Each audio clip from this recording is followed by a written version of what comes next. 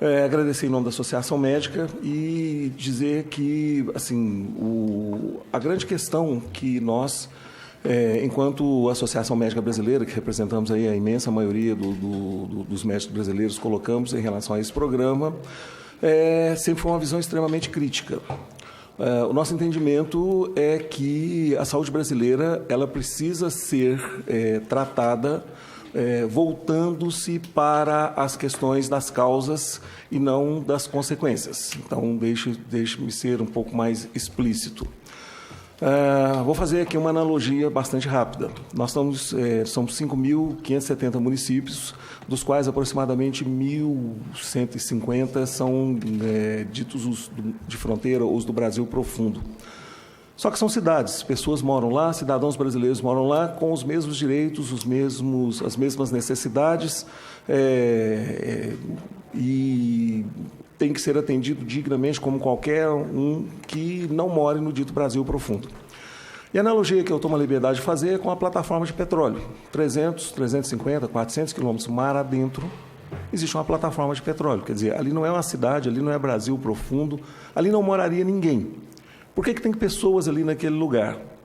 Porque existe condição de trabalho, existe segurança, existe interstício definido, existe perspectiva de ida e vinda.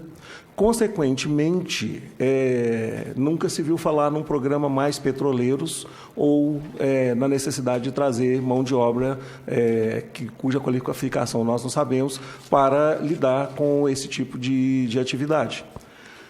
O médico brasileiro, quando dispõe de um diploma válido, ele responde legalmente pelas condições de trabalho. Se ele não denunciar as condições de trabalho e houver uma morte evitável, ele responde solidariamente. Se ele fez o comunicado e não se ausentou e não deixou aquele local de trabalho, ele continua respondendo solidariamente.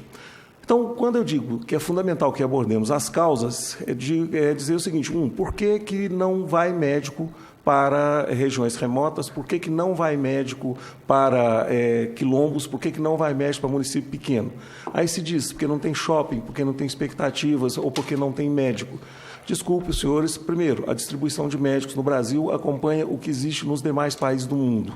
Basta ter um mínimo de olhar sobre o que ocorre no Canadá, na Inglaterra, sobre o que ocorre na Rússia. Qualquer país onde existe população, existe médico. Uma outra questão, a medicina é intrinsecamente complexa, de curto e médio prazo. A medicina exige recursos para que ela seja feita. Um profissional médico, são 6 anos de faculdade, mais cerca de 4 anos de especialização, a custos, independente se o financiamento é público ou privado, que chegam perto de R$1 milhão. Ou seja, o país investe muito caro para formar um médico, sendo que um médico bem formado custa caro e um médico mal formado custa muito mais caro ainda, porque ele não dá diagnóstico, ele permite mortes evitáveis, ele permite sequelas, ele gasta muito em exame para tentar compensar a falta de conteúdo que lhe foi oferecido. Nenhum desses fatores, historicamente, tem sido colocado à mesa. Quando se houve, lá em 2013, aquele clamor popular por uma saúde decente que atendesse à questão constitucional, e reconhecemos, sem dúvida nenhuma, o SUS é um avanço, o SUS foi inspirado em modelos canadense e inglês, e que são países cujas características são muito diferentes da do Brasil, ou seja, nenhum país do mundo com mais de 100 milhões de habitantes ousou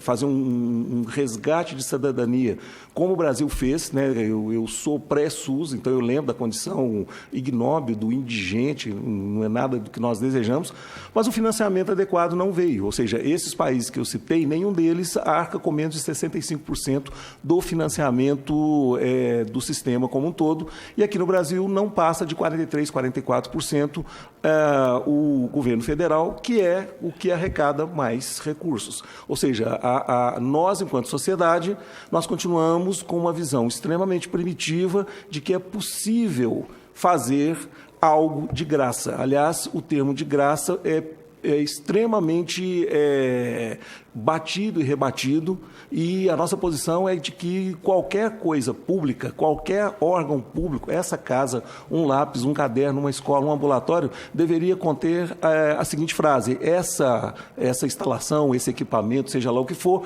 é financiado com o dinheiro de seus impostos. Todo mundo paga imposto, todo mundo come, todo mundo veste, todo mundo paga imposto nesse país.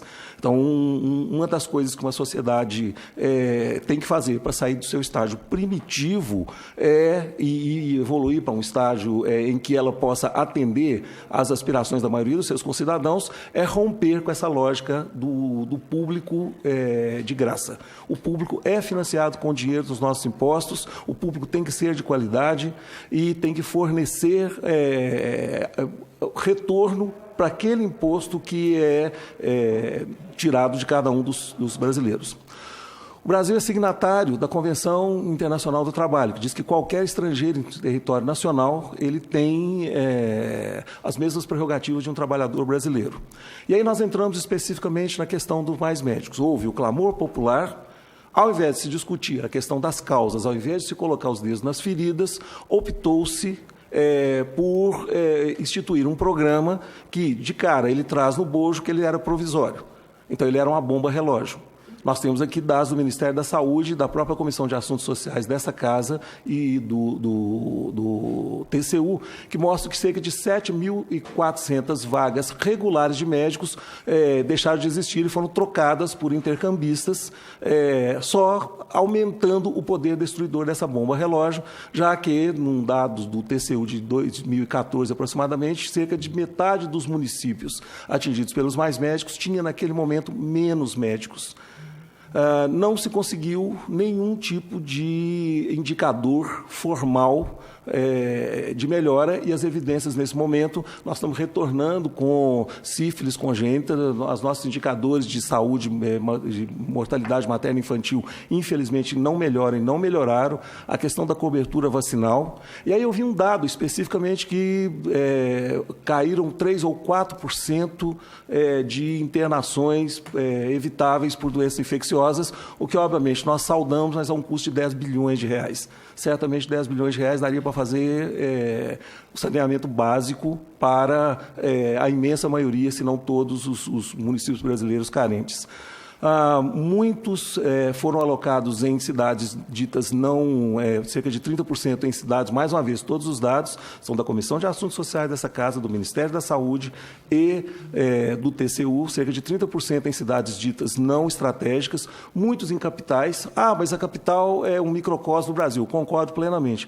Mas se um secretário municipal de uma capital brasileira não tem as condições estruturais, ele está próximo do governo do seu estado, que está próximo do governo federal, para prover dignamente e ir nas causas e não nas consequências, meus amigos, então o nosso modelo está errado, nós temos que repensar todo o modelo. Como eu falei, esses trabalhadores vieram para cá, foram fixados à revelia da sua vontade, eles não tinham direito de deslocamento, eles não tinham direito de relacionamento livre, num verdadeiro atentado à nossa Constituição, ou seja, a soberania brasileira foi colocada em xeque nesse momento, e a maior evidência disso foi a saída, ou seja, sem nenhum tipo de compromisso, quando todo o discurso de solidariedade, humanidade, bondade, etc. e tal, foi simplesmente ignorado às custas de uma fala de alguém que sequer estava, naquele momento, na presidência da República. Ou seja, a contratação ela se deu em caráter precário, a condução do processo ela continuou em caráter precário, tanto que ela não redundou numa modificação daquilo que se esperava na assistência à saúde. Tivemos condições análogas às que foram abolidas pela Lei Áurea de 1888, e tiramos 10 bilhões de reais já dos combalidos recursos para a saúde pública desse país, à guisa de treinamento de especialistas que, num certo momento, simplesmente se voltaram e as costas e foram embora. Ou seja, a saúde, a medicina brasileira, particularmente, mas a saúde brasileira foi colocada de joelhos, foi submetida a leis que extrapolaram a nossa Constituição, num ato que, assim, além de não resolver nada, colocou a soberania nacional em xeque. Portanto, é um programa que parte, na nossa opinião, sem deixar nenhum tipo de saudade, e temos aí a questão humanitária daqueles remanescentes, mas que temos que levar em consideração o esforço de uma jovem geração de colegas médicos brasileiros que estão, nesse momento, nas faculdades, se esforçando e que são também tão humanos quanto quem permaneceu. Temos que acolher adequadamente essas pessoas, dar-lhes dignidade, que, de resto, é para todo mundo, inclusive a mesma dignidade que se espera para o médico brasileiro, que se espera para cada um de nós enquanto cidadãos. Eu apitou ali, desculpa, eu não sei, eu tenho mais 2 minutos ainda, já terminou? Tem mais 2 minutos. Tá, essa questão, ela realmente nos fala muito fundo, posto que perdemos mais uma chance histórica, poderíamos ter feito isso, a instituição da carreira médica de Estado, era para estar celebrando hoje, nesse momento, né, depois de 5, 8 anos de programa, uma verdadeira modificação no status quo da saúde pública desse país, e não mais 5 anos de sofrimento, ou 8 anos, sei lá, de mortes evitáveis. Nós tivemos a oportunidade de expor as nossas condições e as nossas mazelas perante os colegas da Associação Médica Mundial e de fato, algumas coisas funcionam bem do Sistema Único de Saúde, não tem dúvida nenhuma que funcionam bem, mas especificamente nessa questão da assistência da saúde, na modalidade como ela foi feita, de fato, o que sobra disso aí é algo que, primeiro, é um aprendizado para não se repetir. Segundo, que nós, num certo momento, saiamos da condição de eternamente estarmos cuidando das consequências e não das causas. Né? Volto àquela analogia. Se você pegar um indivíduo e colocar numa plataforma de petróleo e deixar ele lá 1 ano e não avisar para ele que ele vai ficar lá esse tempo todo, ele nunca mais volta para lá. A maioria dos jovens colegas chega nos locais remotos, não tem nenhuma condição de trabalho, tem um mundo de coisa para resolver, não tem infraestrutura, se expõe, não sabe o que vai acontecer com eles, recebe de forma precária. Portanto, uma inversão completa da interpretação da realidade, das reais necessidades da saúde brasileira e do cidadão brasileiro. O que eu conclamo a todos aqui é que, a partir das constatações que foram feitas, e volto a dizer, não é constatação de entidade médica, são constatações feitas, inclusive, nessa casa, que se tome isso como exemplo, como base, para a instituição de programas que